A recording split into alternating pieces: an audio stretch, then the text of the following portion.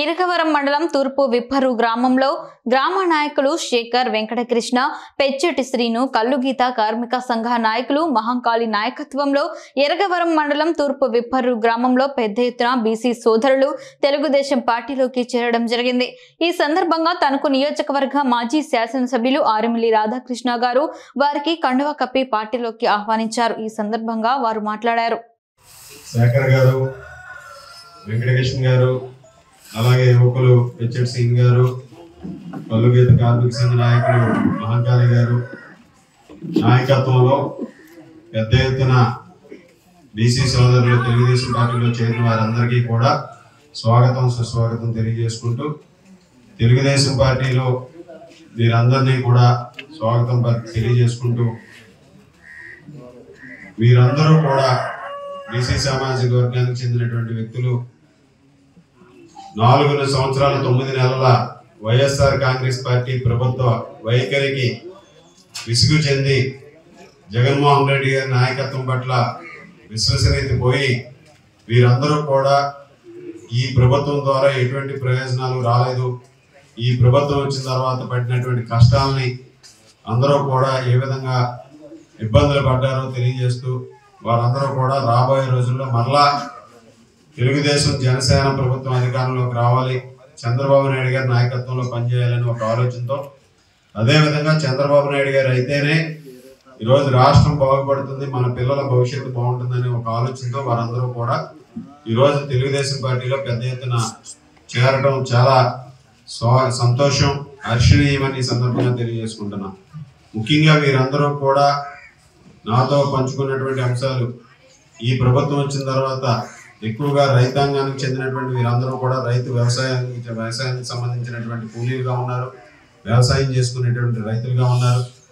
ఈరోజు రైతులందరూ కూడా ఏ విధంగా ఇబ్బంది పడ్డారో వారు స్పష్టంగా తెలియజేస్తున్నారు। ధాన్యం అమ్ముకోవడానికి ఎన్నో ఇబ్బందులు పడుతున్నారు। అలాగే ఈ ప్రభుత్వం వచ్చిన తర్వాత వ్యవసాయ యాంత్రీకరణకు సంబంధించి ఎటువంటి సబ్సిడీ మీద గతంలో ఏదైతే చంద్రబాబు నాయుడు గారు అందించారో యంత్ర పరికరాలు ఏవి కూడా ఈ ప్రభుత్వం వచ్చిన తర్వాత వారికి రాలేదు। అలాగే ఈ ప్రభుత్వం అందించేటటువంటి సంక్షేమ కార్యక్రమాలు పథకాలు కూడా అరకొరగా అందిస్తూ ఇటువంటి బీసీల ప్రయోజనాలు బలంగా పెట్టినటువంటి ప్రభుత్వం వైఎస్ఆర్ కాంగ్రెస్ పార్టీ ప్రభుత్వం వారందరూ కూడా భావిస్తున్నారు।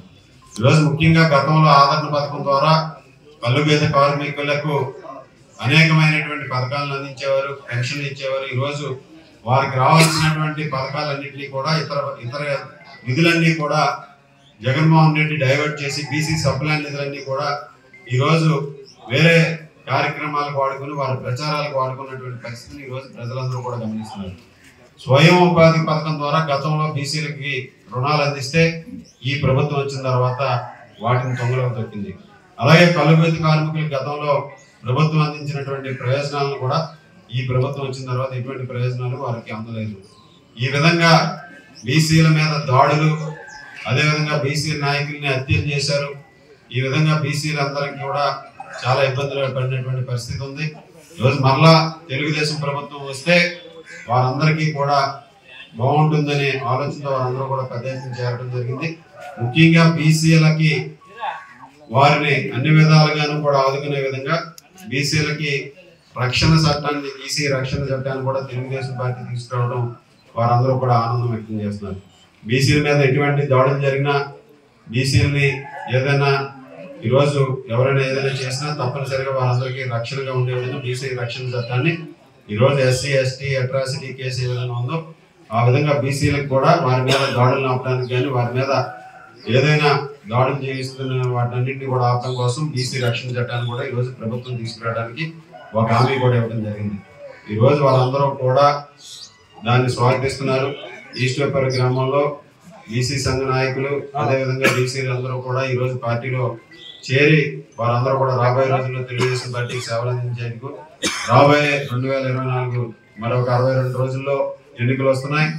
ఆ ఎన్నికలు కూడా ఎదుర్కొనే విధంగా వీరందరూ కూడా గట్టిగా కృషి చేయాలని ఈస్ట్ వేపర్ గ్రామంలో, ఈ ప్రాంతంలో, ఈ వార్డుల్లో తెలుగుదేశం పార్టీ జనసేనకి పూర్తి మెజార్టీ వచ్చే విధంగా వీరందరూ కూడా ఈరోజు చేరిన వారందరూ కూడా గట్టిగా కృషి చేసి రాబోయే రోజుల్లో తెలుగుదేశం జనసేన జెండా ఎగరేసే విధంగా మీరందరూ కూడా ముందుకు రావాలని మరొకసారి తెలియజేసుకుంటూ అందరికీ మరొకసారి పేరు పేరున ధన్యవాదాలు తెలియజేసుకుంటూ సెలవు తీసుకుంటాం.